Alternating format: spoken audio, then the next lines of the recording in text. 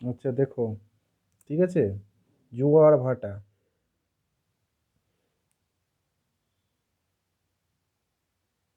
জোয়ার ভাটা,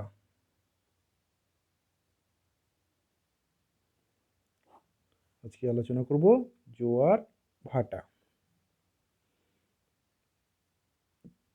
এই যে আমাদের পৃথিবী, পৃথিবী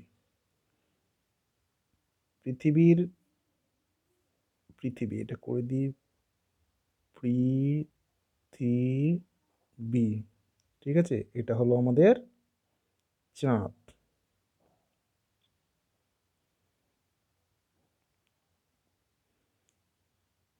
চাঁদ বা চন্দ্র, ঠিক আছে।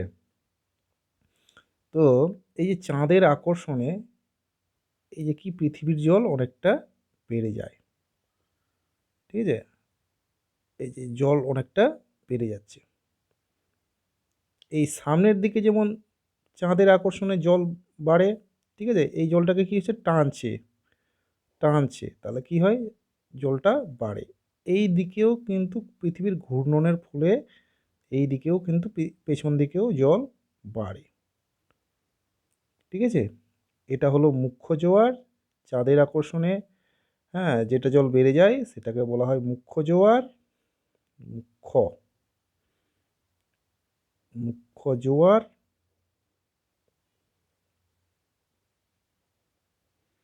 আর এই পেছনের দিকে যে জলটা বাড়ে পৃথিবীর ঘূর্ণনের ফলে, হ্যাঁ, বা হ্যাঁ আবর্তন গতির ফলে,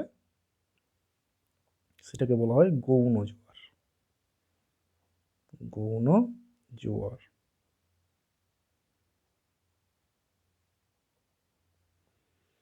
আচ্ছা, এই দুদিকে পৃথিবীর দুই দিকে বাড়ছে জল, এই দিকে কি হবে, হ্যাঁ, এই জলগুলো সব এই দিকে চলে আসবে, সব এই দিকে চলে যাবে, এখানে জল কি হবে, হবে কমে যাবে, ঠিক আছে। তাহলে এইগুলোতে কি হবে তখন, ভাটা, এইগুলোতে তখন হবে ভাটা,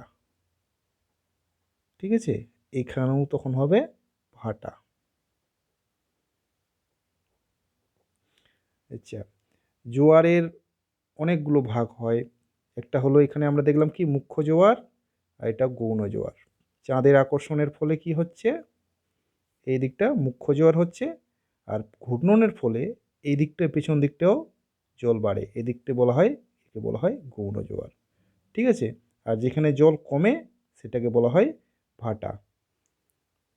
তো এবার আমরা আলোচনা করব পরবর্তীকালে যে ভরা কোটাল আর মরা কোটাল শুধু চাঁদের আকর্ষণে হয় না, হুম, পৃথিবী মানে সূর্যেরও এখানে ভূমিকা আছে, এবং চাঁদের যে বিভিন্ন তিথিগুলো সেখানে অ্যাঙ্গেলের ফলে চাঁদ বিভিন্ন কৌণিক বিন্দুতে অবস্থানের ফলে, হ্যাঁ, ভরা কোটাল এবং মরা কোটাল হয়।